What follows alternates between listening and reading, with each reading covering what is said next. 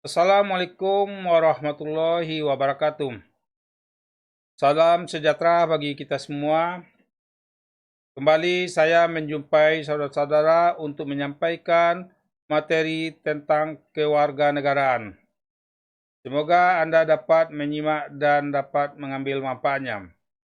Baiklah saudara para pendengar semuanya,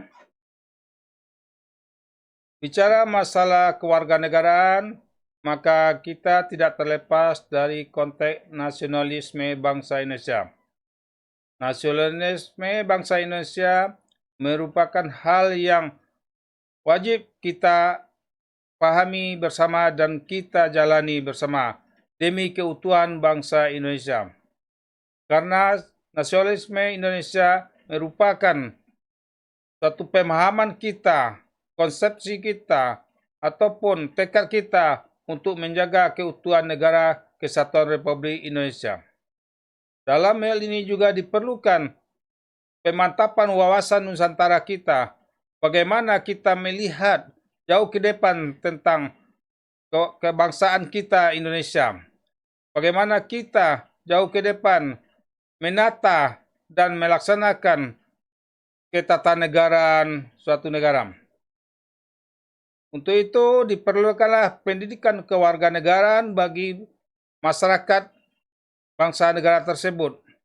Karena bagaimanapun pendidikan kewarganegaraan tidak bisa saja begitu untuk dilaksanakan tanpa harus ada pengarahan, harus ada penyampaian, harus ada sosialisasi bagi warganya. Saudara yang berbahagia, kalau kita lihat konsep pendidikan kewarganegaraan, pengertian kewarganegaraan adalah seluruh masyarakat yang bertempat tinggal pada suatu negara, yang merupakan warga negara yang asli atau penduduk yang asli dan penduduk yang diresmikan atau disahkan menurut peraturan undang-undang negara tersebut. Berbeda kewarganegaraan dengan penduduk. Kalau penduduk adalah yang bertempat tinggal, bisa saja orang asli dan bisa saja orang asing. Namun kewarganegaraan adalah orang asli Indonesia dan orang asing yang dijadikan warga negara yang bersangkutan berdasarkan undang-undang yang berlaku. Pentingnya kewarganegaraan bagi kita adalah bagaimana pendidikan kewarganegaraan itu disampaikan kepada anggota warga negara tersebut agar semua yang dipahami, semua yang dilaksanakan akan dapat berjalan sebaik-baiknya untuk keutuhan bangsa ini. Dalam hal ini diperlukan kompetensi pendidikan kewarganegaraan. Kompetensi pendidikan kewarganegaraan merupakan hal yang perlu bagi masyarakat penduduk warga negara tersebut. Karena kompetensi merupakan bagaimana masyarakat kewarganegaraan tersebut bisa melaksanakan secara profesional dan cerdas. Saudara berbahagia, selanjutnya kita lihat letak strategis bangsa Indonesia. Dalam ini kita melihat dari sisi geografis. Indonesia terletak di antara dua benua yaitu benua Asia dan Australia. Terletak di antara dua samudra, Samudra Pasifik dan Samudra Hindia. Secara astronomis, Indonesia terletak di 6 derajat lintang utara dan 11 lintang selatan, serta terletak di 95 derajat bujur timur hingga 140 derajat bujur timur. Secara geologis terletak di antara 3 lempeng, yaitu lempeng Indo-Australia, lempeng Eurasia, dan lempeng Pasifik. Secara strategis atau ideologi politik, ekonomi, sosial budaya, pertahanan keamanan nasional, maka Indonesia terletak di garis khatulistiwa dan terletak dari Sabang sampai Merauke, serta dari Miangas sampai ke Pulau Rote. Selanjutnya kita lihat sejarah perkembangan kewarganegaraan. Pada awal perkembangan di negara maju, tepatnya sekitar tahun 1798 di Amerika, bangsa Amerika menyadari pada saat itu bahwa bagaimana menciptakan masyarakat Amerika menjadi orang Amerika. Hal ini disebabkan karena penduduk Amerika waktu itu berdatangan dari luar negara Amerika, sehingga bangsa Amerika merupakan bangsa yang majemuk. Selanjutnya di zaman perkembangannya, khusus di Indonesia, pada tahun kemerdekaan 4550, masalah kewarganegaraan kita belumlah menjadi perhatian.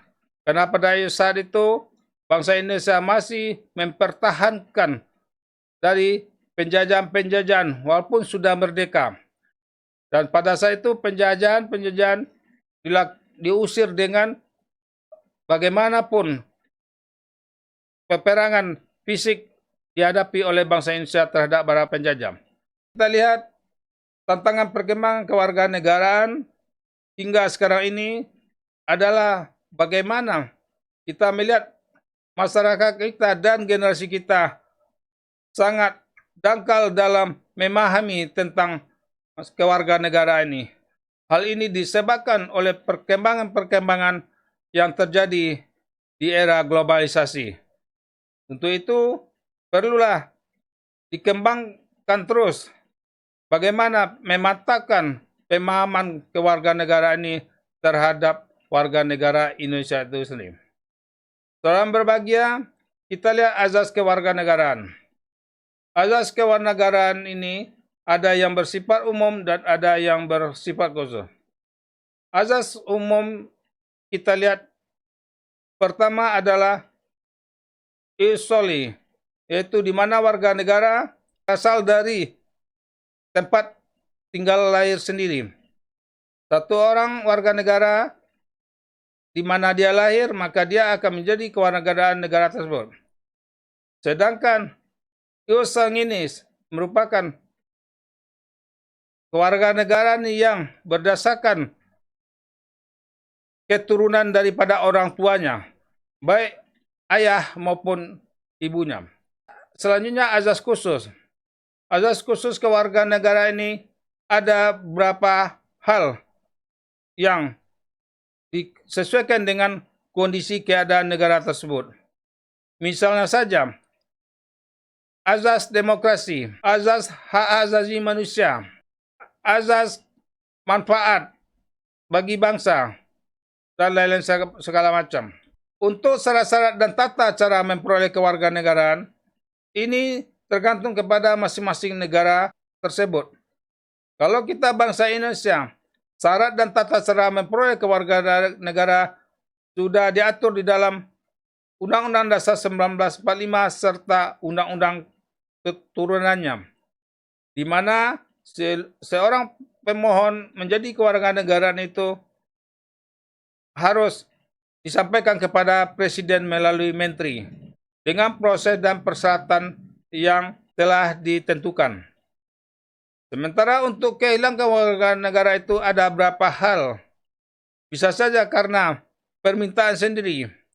Bisa saja karena menyatakan kepada satu negara untuk ingin menjadi warga negara yang bersangkutan. Atau bisa saja kehilangan kewarganegaraan karena dia kawin atau melakukan pernikahan dengan warga negara asing. Saudara berbahagia, kita lihat kedudukan sebagai warga negara. Bahwa seorang warga negara kedudukannya di mata bangsa dan negara merupakan orang yang perlu dilindungi hak dan kewajibannya.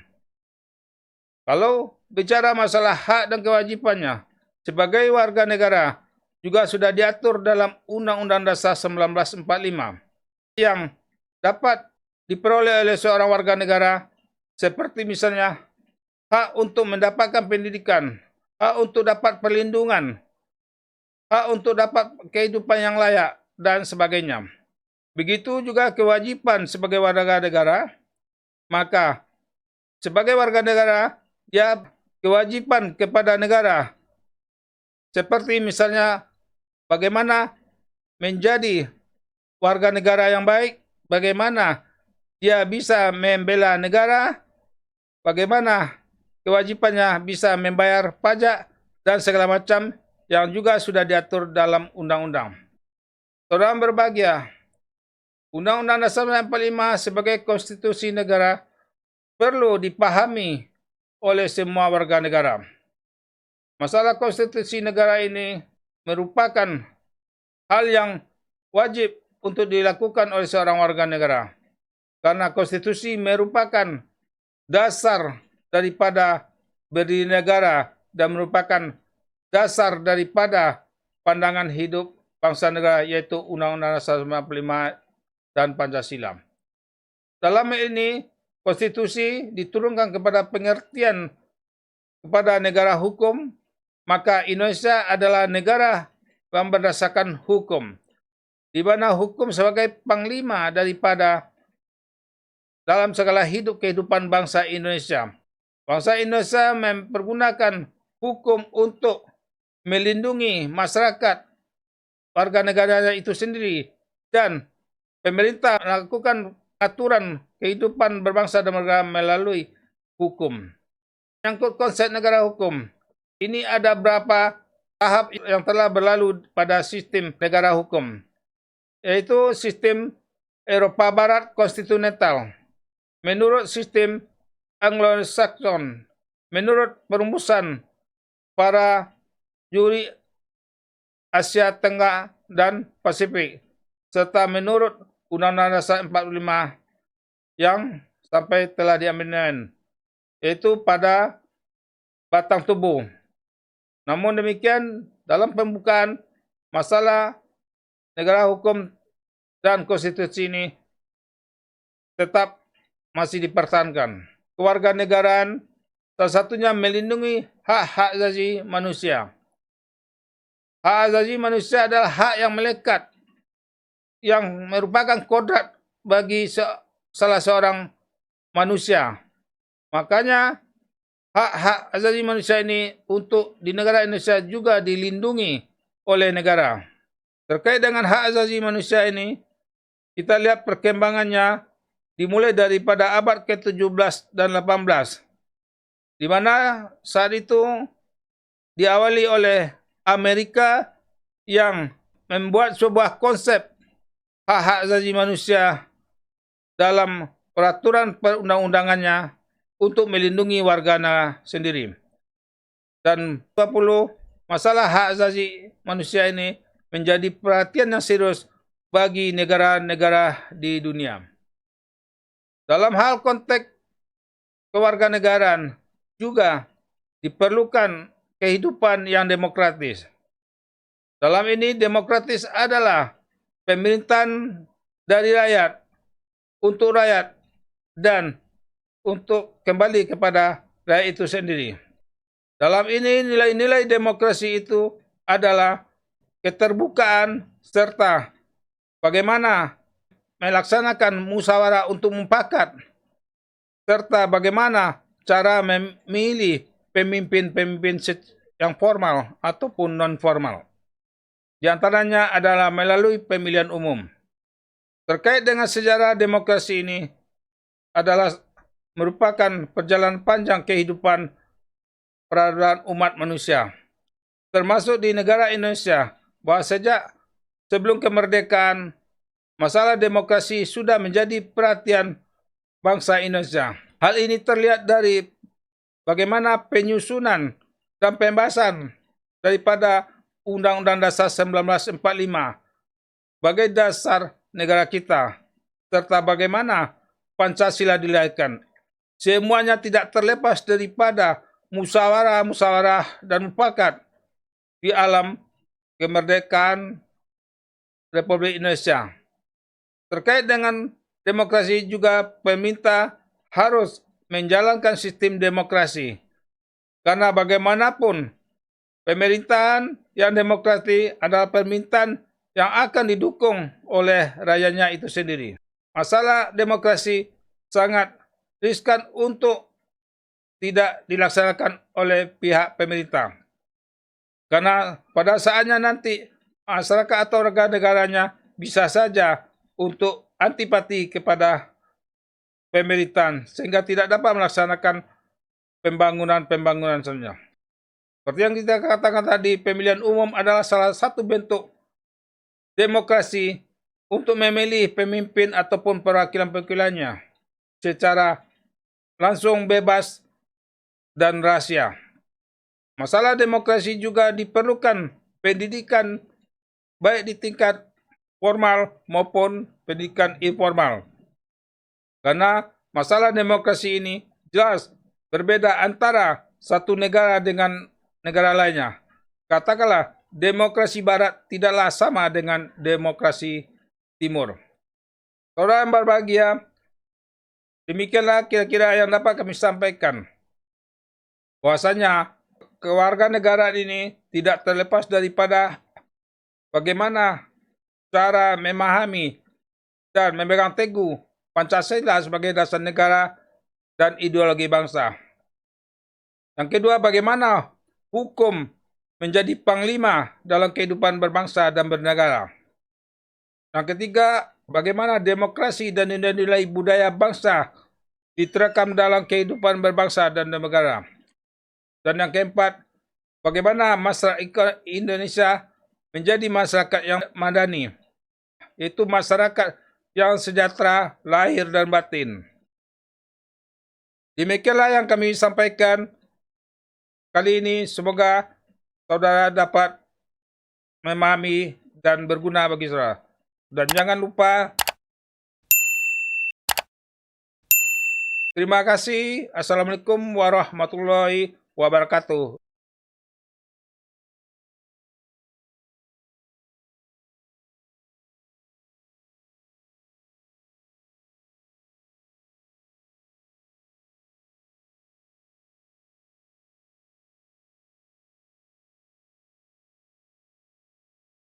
Saudara yang berbahagia, bicara masalah kewarganegaraan. Oh, itu ya. Demikianlah penyampaian materi kali ini. Dan jangan lupa, Assalamualaikum warahmatullahi wabarakatuh.